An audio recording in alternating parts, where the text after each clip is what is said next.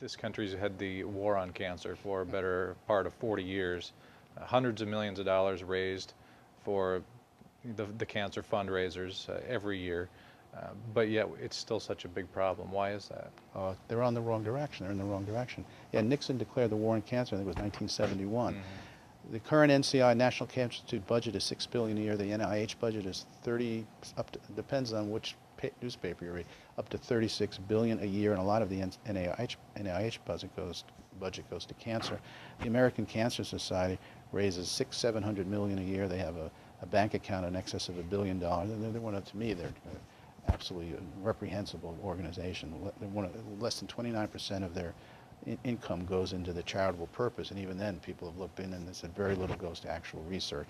A lot of it goes into very nice salaries for the executives.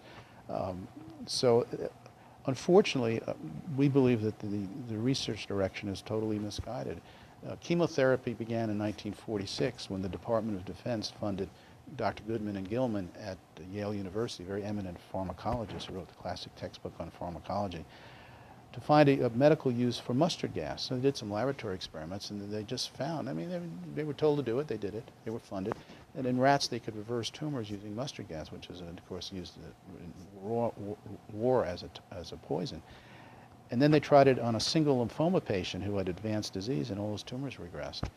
And he did die within a couple months, but no one had ever seen tumors in a cancer patient regress with a drug, and that started the whole chemo regimen. And it was like Madame Curie with radiation. They made the assumption that because it had worked so well in lymphoma, it was going to work for all cancers. Well, and as it turns out, ironically, lymphomas like Hodgkin's are one of the few groups of cancers that actually respond to chemo. And they're rare cancers. The majority of cancers, the typical solid tumors, do not respond to chemo. But because of that extraordinary response in a single patient that lasted a few weeks, the entire chemo industry came into fruition. Drug companies loved it because you could patent these things. In a natural treatment, you can't patent. There's absolutely no incentive for any drug company to look into my work, and we've had industry support, but what we do is non-patentable. And great, I think it's great it's non-patentable, and anyone who wants to research it can. But chemo drugs, because they're synthetic creations in the laboratory, can be patented, and that's what started the whole rush. And the whole direction of oncology went, because of that single patient in 1946, toward chemotherapy. Even though, 60 years later, 66 years later, for most cancers it's not effective, but they're still trying.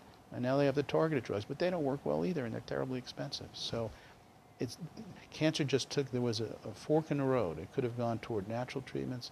It could have gone toward, synthetic, and they chose to go with the synthetic drugs based on one patient. Now, interestingly enough, right about that time, around 1946, Dr. Gerson, who had his own nutritional protocol long before Kelly, had presented cases to Congress of cured cancer patients with a nutritional therapy. And there are actually hearings on Gerson's work, and I have the reports from those. But when the single patient responded, they forgot about Gerson and the nutritional and alternative. It all went toward chemotherapy. And since then, the NCI, the NIH, and the American Cancer Society, they're looking for the magic drug.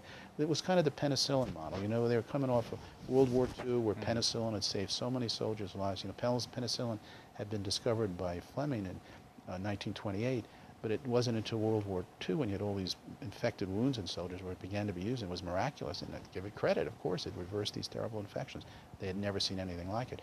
So the research establishment was trying to look for that magic bullet like penicillin that would work in cancer the way penicillin worked in infectious disease. But infectious disease is completely different than cancer. So for a number of theoretical, philosophical, emotional reasons, in that single case in 1946, the entire research establishment, with hundreds of billions of dollars spent over the last 40 years, has gone to chemotherapy.